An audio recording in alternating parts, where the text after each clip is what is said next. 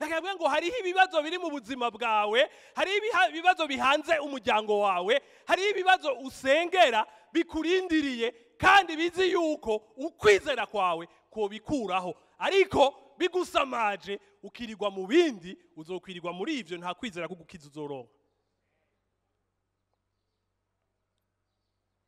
Rero ikintu ushaka kubaza ishengero ry'uno munsi, murafise umwanya wo kurimbura ku bikorwa bitangaje canke bihebuje vy'Imana yacu? Erega bene datangenda barengo systeme du monde yubatswe canke yubatswe mu buryo idaha agaciro Imana. Rero nimba mwiteze kwiza kubaho umwanya ntawe izobaha, ariko ijambo ry'Imana rivuga ngo ubwami bw'Imana tubunyakurana ubuhizi.